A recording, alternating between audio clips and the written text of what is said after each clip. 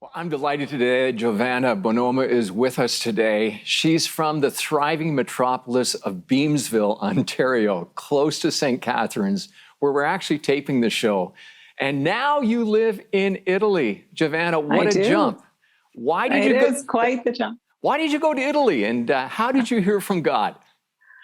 Oh, well, you know what? I'm sorry. I need to go back to what you said initially about you being 16 and asking God about your future wife. And Julie, you had mentioned that your husband is a result of listening to God, right? Right. And so I'd be remiss if I didn't tell this story that happened as a result of St. Catharines. So I had just come home from a day at school and high school, and my parents were watching an Italian music festival on television. Okay. And the minute I walked into the living room, and so this is at 17 years old, I walked into the living room and I see this singer come up on stage, and his name is Tony Blescia.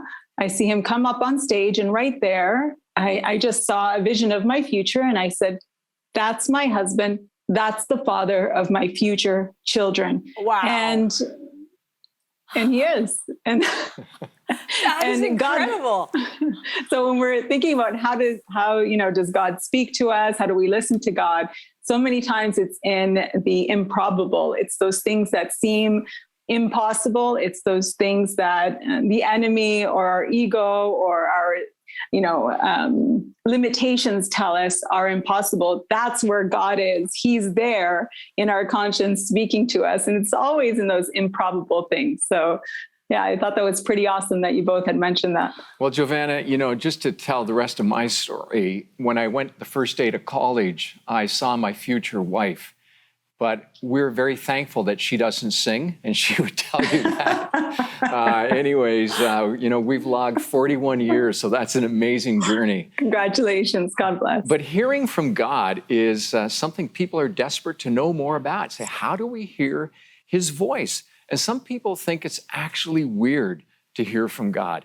So talk to me about your story, because almost 2 years ago, you up and moved when COVID hit, and how you even got the COVID test is amazing. I guess they weren't doing it 2 years ago. No, they weren't. You escaped to Italy. How did that happen? It's interesting, escape. I find it really interesting, though, how you said, people think it's weird, listening to God, or that whole concept is foreign. But as a society, we don't have a problem to say, listen to your instinct, listen to your intuition, listen to your gut, or listen to your heart, right? That seems generally acceptable. But when you say, listen to God, it's like, that's so weird. But there's, Jesus tells us that the kingdom of God is within us. And I think the confusion is when we try to listen to our heart, because our heart always tells us those good things that we want, the desires of the heart. But there's something else that talks to us, which is our conscience. And our conscience is that voice that is often telling us to do the things that we don't want to do, but that are good for us, the things that are uncomfortable, the things that are maybe counterintuitive to what others would say is the right thing to do. And going to Italy right before the pandemic struck was one of those things. And I know that it's one of those things because just a few months before, I had been promoted at my job. I loved what I was doing. I had even said to my husband, I cannot even imagine packing a suitcase again. I literally said that. I said it in October. I said, Tony, I could never imagine packing up and moving to Italy, or moving anywhere for that matter. Like I just the thought of packing a box is, so let freaks me jump me out. in. Let me ask you the question, why it seems that listening to God is easy for you. Is that true? Or has that always been the case? Okay. So easy is an interesting word. It's like asking a bodybuilder, it looks so easy for you to lift 50 pounds over your head. How do you do it? It's a muscle. It's a muscle. Listening to God is a training that you do over time. And that training gets strengthened. That listening gets strengthened the more you obey and the more that you listen, doing those uncomfortable things. Okay. Doing those things that people tell you can't be done, or that seems impossible to do, by having faith and doing it. your listening skills get better over time. But if you keep avoiding it, you're never going to hear it. It's always going to get, lighter and more faint and more faint and more faint. But the more obedient you are, the more you're going to hear God's voice. As we think about listening to God's voice, many people would presume that once we've heard his voice, then everything is going to be easy. That didn't happen to you when you went to Italy. Tell us a little bit about that, because you kind of bottomed out, but then God also brought you through that as well. Yeah, I for the first time in my life, so this was in January, on my birthday, January 27th, I was holding a bottle of pills that my doctor had prescribed for anxiety, because I had burnt out completely, just completely burnt out. I'm a writer. I couldn't write one word. I had burnt out. And so here I am looking at this bottle of pills and saying, is this what my future is? Do I need to numb myself out in order to do my job, in order to be functional in society?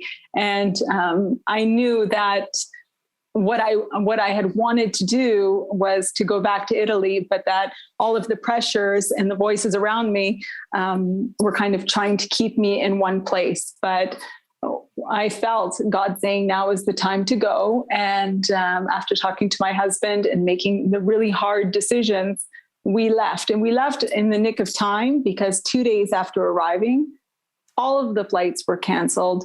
The country had shut down. Italy was the first country to be on lockdown. So this was terrifying. Right. And in Canada, it still wasn't an issue. It still hadn't arrived. So all eyes were on us. And I really thought, okay, if I thought I was burnt out or I had broken down in Canada, now it's really going to happen. But the opposite happened. The exact opposite happened. And you know that it's God's work when he turns impossible situations or dark situations into light. And that's what he had done with me. And that's how the book was born. Well, I'm excited to hear that. And the book is called Lost and Found. And Julie's coming back in just a moment to ask you some questions about the book. You left Niagara when the global pandemic was just beginning. And in the midst of that, you bottom out. We all saw the pictures of what was happening in Italy, had no idea that you were being one of those pawns in the midst of that giant scheme. But you've discovered how God has been more than enough, more than faithful. And in a moment, we're going to come back as Julie interviews Giovanna on the book that she's written and how she continued to hear from God. Stay right there.